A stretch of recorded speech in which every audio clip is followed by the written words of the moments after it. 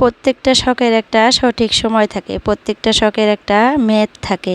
সেই সঠিক সময়ে যদি সেই শখগুলো পূরণ করতে না পারি, সেই শখের আর কোনো আনন্দই থাকে না। আসল কথা, টাকা না থাকলে সঠিক সময় সেই শখগুলো পূরণ করা কোনো জীবনেও পসিবল না। মেন হলো টাকা। So hello everyone, welcome back to my channel Nazneen blogs. তো আপনারা কেমন আছেন? আশা করতেছি ভালো আছেন। আলহামদুলিল্লাহ, আপনাদের দোয়া এবং আল্লাহর অশেষ রহমতে আমিও ভালো আছি। তো আজকে আমার ভিডিওটা যে যেখান থেকে দেখতেছেন, কাছে দূরে, দেশে এবং দেশের বাইরে, সবাইকে জানাই অনেক অনেক ধন্যবাদ। আর আমার ভিডিওটা যদি কোনো অংশে ভালো লাগে, প্লিজ একটা লাইক দিয়ে পুরো ভিডিওটা কন্টিনিউ করবেন। তো এই তো সকালে ঘুম থেকে উঠে ফ্রেশ হয়ে কিচেনে চলে আসছি, আর আয়সা কিছু চাউল ভিজিয়ে রাখছি। এটা দিয়ে ব্রেকফাস্টের জন্য আমি আজকে চিতই পিঠা করব। তো যার জন্য আর সকালে উঠে কিন্তু আমি পানি গরম দিই, যেহেতু আমি, আমার ছেলে, আমার হাজব্যান্ড সবাই কিন্তু গরম পানি খাই আমরা। তো যার জন্য এই হাঁড়িটাতে আমি প্রত্যেক দিন কিন্তু রেগুলার গরম পানি আগে করে নিই। সকাল উঠেই আমার আগে ফার্স্ট কাম গরম পানি করা, তারপরে যত কাজ আছে সব কিছু। তো এই পাশে গরম পানি বসিয়ে দিছি, আর এক পাশে গ্যাসটা যেহেতু খালি, ভাবতেছি দুপুরের জন্য ডাল রান্না করব। তো ডালটা আগে প্রেসারে সিটি মেরে নিই। তো ডালটা পরিষ্কার করে ধুয়ে নিলাম, আর আজকে মসুর ডাল করব। আর আজকে দুপুরের জন্য রান্না করব ডাল আর ন্যাসরা দিয়ে আলু দিয়ে ভাজি, আর দুপুরে মাংস রান্না করব। মাংসটা আমার হাজব্যান্ড দুপুরে আসতে নিয়ে আসবে, তখনই রান্না করব। আর আমাদের বাড়িতে আজকে একজন মেহমান আসবে, সেটা হলো আমার একটা ভাইয়া আসবে, তার বিয়ে। তো সেই বিয়ের দাওয়াত দেওয়ার জন্য আমাদের বাড়িতে আসবো। তো যার জন্যই মাংস আনা। আমরা কিন্তু সবসময় অত মাংস খাই না, হঠাৎই খাই। আর ব্রয়লারটা আমার ছেলের জন্য মাঝে মধ্যে আনা হয়, তো সেটাই। তো ওই যে ডালটা বসিয়ে দিলাম, আর এপাশে গরম পানিটাও প্রায় হয়েই আসছে, ফুটতেছে। তো ভাবলাম যে ফিল্টারেও পানি নেই, একটু আগে ফিল্টারে পানি দিয়ে দেই। ফিল্টার থেকে যেহেতু জগের মধ্যে পানিটা ভর্তি করে নিব, তো দেখা যাবে যে একদমই পানি শেষ হয়ে যাবে। তো তখন আবার যদি ঠান্ডা পানি খাইতে ইচ্ছা করে আমার, তো ফিল্টারে পানি থাকবে না। আর আমি কিন্তু সারাদিনে এই ফিল্টারের পানি খাই। তো যার জন্য পানি দিয়ে আগে ফিল্টারটা ভর্তি করে নিলাম। আর এপাশে আইসা দেখি যে পানিটাও পুরো গরম হয়ে গেছে আমার। তো পানিটা একদম ঢেলে নিলাম জগের মধ্যে, ঢেলে তারপরে এই পাশে দেখেন আমি চা বসিয়ে দিলাম। চিতই পিঠে দিয়ে চা দিয়ে খাবো, তো যার জন্য চা বসিয়ে দিলাম। আর ওই পাশে কিন্তু ডালটা সিটি মারতেছে। ডালটা 2টা সিটি মারলেই কিন্তু আমি নামিয়ে নেব, কারণ আমার হাজবেন্ড না বেশি ঘন ডাল খাইতে ভালোবাসে না, আর গলে গেলেও ভালোবাসে না খাইতে। তো একটু একটু যদি ছাগড়া থাকে আর পাতলা ডালটা খাইতে বেশি ভালোবাসে। তো যার জন্য আমি খুব হুঁশিয়ার হয়ে 2টা সিটি মারেই নামিয়ে নিই। তার মধ্যেও দেখা যায় কি কত টাইমে না ডালটা একটু ঘন হয়ে যায় আর সিদ্ধটা বেশি হয়ে যায়, তখন দেখা যায় আমার হাজবেন্ড খায় না। তো আমার কিন্তু খুবই খারাপ লাগে তখন। তো যার জন্য একটু হুঁশিয়ার হয়ে বানাই। তো যাই হোক, এই পাশে কিন্তু আমি সকালে ঘুম থেকে উঠে কিন্তু আগে কুটা পাচাটা করে নিয়েছিলাম, সেটা আপনাদের সাথে শেয়ার করতে ভুলে গেছি। আর লেসরা দিয়ে আলু দিয়ে কাটছিলাম, তারপর পেঁয়াজ কাঁচামরিচ সবগুলা জিনিসগুলো আগে আমি কিন্তু কেটে নিই। এই পাশে গরম পানি বসিয়ে দিই আমি সকালে, আর এই জিনিসগুলো কিন্তু কাটাকুটা করে নিই। তো যাই হোক, কেটে নিয়েছিলাম। ডালটা সিটি মারা হয়ে গেছে, নামিয়ে নিয়ে ওই পাশে ওই গ্যাসের মধ্যে আমি চাটা বসিয়ে দিয়ে এই পাশে লেসরাটা ভাজি করি এখন। তো হলুদ মশলা আর লবণের গুঁড়াটা দিয়ে দিলাম, দিয়ে সোমবার দিয়ে লেসরাটা ভাজি করব। আর আমার যে ভাইয়াটা আসবে না, সেই ভাইয়াটারই আর কি বিয়া, তারই দাওয়াত দেওয়ার জন্য আসবে। আর আমার হাজব্যান্ড কিন্তু তাদের বাড়িতে এখন পর্যন্ত যায়নি, আর আমারও একবারই যাওয়া হয়েছে সেই বিয়ার আগে। আর সেই ভাইয়াটা কেমন ভাইয়া সেটাও আমি বলি, আজকে না বললেও কিন্তু আমি বিয়ার দিন বলতে পারবো। তো যাই হোক, আজকে বললাম না কেমন ভাইয়া হয় কি সমাচার, আমি যেদিন বিয়া খাইতে যাব সেদিনই আপনাদের সাথে শেয়ার করব। আর বিয়ার ব্লগটা কিন্তু সম্পূর্ণই আপনাদের সাথে শেয়ার করব, কেমন করে যাই, কোথায় যাই, আর কি করি, সব কিছুই কিন্তু শেয়ার করব, সেই দিন আপনারা দেখবেন। আর সেই বিয়াটা হলো 8 তারিখে। তো ভাইয়াটা আসবে দুপুরে, তো রান্না করি, খাওয়া তো খাইতে দিতে হবে যেহেতু দুপুরে আসবে। তো যার জন্য আমি আর কি ডাল আর ভাজিটা রান্না করে রাখলাম, আর মাংসটা আনলে রান্না করলে সিম্পল করে আর কি খাইতে দিতে পারবো। তো মানুষ একটা আসলে ডাল আর ভাজি আর মাংস কিন্তু সিম্পলের মধ্যে এইগুলো দিয়ে কিন্তু খাওয়াইতে দেওয়া যায় আর কি, চলে। যেহেতু আমার ছোট একটা বেবি আছে, অতটা রান্না বান্না করতে পারি না, তো এগুলা দিয়ে কিন্তু খাওয়া একদম হয়ে যাবে। তো যাই হোক, ভাজি ডাল চা সব কিছুই কিন্তু বানানো শেষ। আর আমার কপালটা এত খারাপ, চাউল গুঁড়া করার জন্য আমি গ্রাইন্ডারে গেছিলাম। তো গ্রাইন্ডারে চাউলগুলো দেওয়ার সাথে সাথে সুইচ মারার সাথে সাথে না গ্রাইন্ডারের তারটা কেমন করে জানি জ্বলে, প্রাস করে আগুন জ্বলে পড়ছিল। আমি তো ভয়ে একদম লাফিয়ে ঘর থেকে বেরিয়ে আসছি।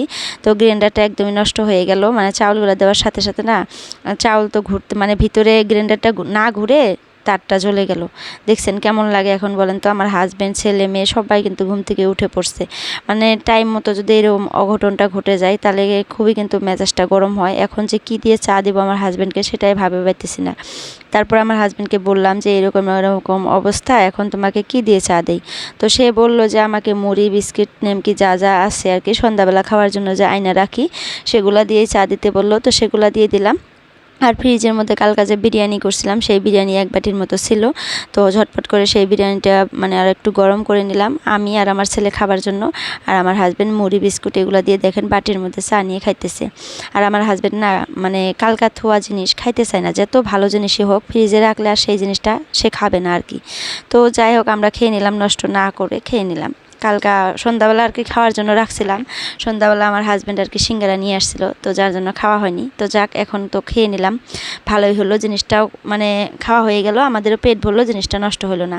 তো খাওয়া দাওয়া কমপ্লিট করে দেখেন আমার হাজব্যান্ড বেরিয়ে আসছে আর পিছন পিছন আমার সোনামাটা বেরিয়ে দাঁড়িয়ে আছে। কারণ কি জানেন, ওই যে গাড়ি দিয়ে একটু বেরাবে, প্রত্যেকদিন হয়তো আপনাদের সাথে বলি, আমি আজকে দেখাইয়া দিলাম। ওই দেখেন এইরকম করে নিয়ে বাইরে দিয়ে একটা পাক মেরে তাকে আয়না দিয়ে যেতে হবে। প্রত্যেক দিন এরকম করে চা খাওয়ার সাথে সাথে কেমন করে যে বুঝে যে তার বাবা এখন চলে যাবে, পিছন পিছন দৌড়ে যায় বারান্দায় সুন্দর করে দাঁড়িয়ে থাকবে আর আব্বা ভুম বলতে থাকবে। তো এরকম করে নিয়ে বেড়াইয়া তারপরে দিয়ে যাইতে হবে, তা না হলে কান্নাকাটি স্টার্ট করে দেয়। তো তারপরে তাকে নিয়ে এসে আমি কোলে করে নিয়ে তার জন্য খাবারটা রেডি করলাম। আর আমার কিন্তু সব কাজই শেষ কিচেনের, এখন খালি কয়েকটা বাসন আছে, কয়েকটা মানে বহুতগুলো বাসন আছে, সেই বাসনগুলো ধুয়ে নেব। আর আমার মেয়ের খাবারটা বানিয়ে না আমি ঠান্ডা হওয়ার জন্য রেখে আসলাম। ওই সোনামাটাকে খেলতে দিয়ে আসছি, খেলতেছে। আর আমার ছেলেও যেহেতু আজকে বাড়িতেই আছে, স্কুলে যায় নাই, তো আমার ছেলেও একটু একটু দেখতে পারবে। আর আমার সোনা বাবাটা কিন্তু পড়তে বসে গেছে এখন। তো আমার সোনা বাবাটা না বর্তমান পড়ার এতটা চাপ কি আর বলবো, মানে 2টা সাবজেক্ট বেশি করে দিয়ে ফেলছে না, আমারও কত টাইমে মাথায় কাম করে না, আমার ছেলেরও না। তো হিন্দি আর অ্যাসামিস হঠাৎ করে 3 বছর পর যেহেতু দিছে, একটু প্রেশারটা বেশি হয়ে গেছে। তারপরেও বুঝিয়ে বুঝিয়ে পড়ানোর চেষ্টা করতেছি, কত টাইমে কেমন জানি মাথাটা গরম হয়ে যায়, মানে বুঝতে চায় না। হঠাৎ করে দেখেন 3টা বছর ইংলিশ পড়লো, ইংলিশ মিডিয়ামের সব কিতাব ছিল, আবার হঠাৎ করে অ্যাসামিস আর হিন্দিটা ঢুকিয়ে দিল অনে উঠে। এই জিনিসটা আমার কাছে বেশি ভালো লাগে না, কারণ মনে হয় যে ফার্স্টের থেকে দেওয়াটাই বেশি ভালো হয় আর কি। ছোটোর থেকে পড়ে আসলে মানে ওদের আর অতটা কষ্ট হয় না। এখন যেহেতু বড়ই হয়ে গেছে, তো ইংলিশটা ওদের মানে পাকা হয়ে গেছে, হঠাৎ করে অ্যাসামিস আর হিন্দিটা কেমন জানি পাগলামি করে আর কি, পড়তে গেলে ভালো করে বুঝে না। তো এটা একটু কষ্ট হয়ে যায় বাচ্চাদের ক্ষেত্রেও আর আমাদের ক্ষেত্রেও, মানে পড়াইতে গেলে একটু মানে হিমশিম খেয়ে যায়, সেটা হইতে চায় না তাদের। তো যাই হোক সেটা পড়াইতেছি, এখন একটু একটু করে পড়তেছে। তো এই ফাঁকে আমার কিন্তু বাসনগুলো দেখেন সবগুলাই ধোয়া কমপ্লিট।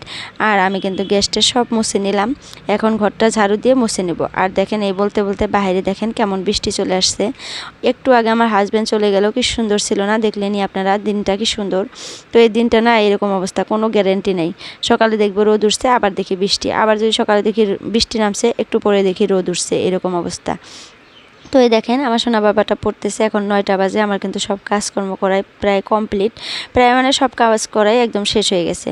আমার সোনা মাটাকে এইভাবে এখনও মেডিসিন খাওয়াই, তো এই যে মেডিসিনগুলো খাওয়াইলাম, খাওয়াই আমার মাটাকে আমি মানে তার খাওয়াটা খাওয়াবো। আর আমি বৃষ্টি আসছিলো দেখে না এঁঠো পানির পানিটা ফালাইতে গেছিলাম না, এখানে রেখে দিছিলাম। তো এখন দেখি যে বৃষ্টিটা একটু একটু কমে গেছে, তো ভাবলাম যে ফালিয়ে দিয়ে বালতিটা ধুয়ে নিয়ে আসি।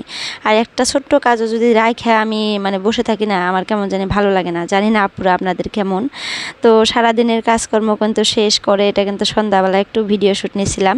আমার বাবাটাকে আমি সন্ধ্যাবেলা খাওয়াতে দিই, এগুলা খায় তারপরে পড়তে বসে। তো হরলিক্স দিছি, নেমকি দিছি, টস বিস্কুট এগুলো দিছি, খেয়ে পড়তে বসছে। তো আজকের জন্য এতটুকুই, বাই বাই, আল্লাহ হাফেজ, সবাই সুস্থ থাকবেন, ভালো থাকবেন।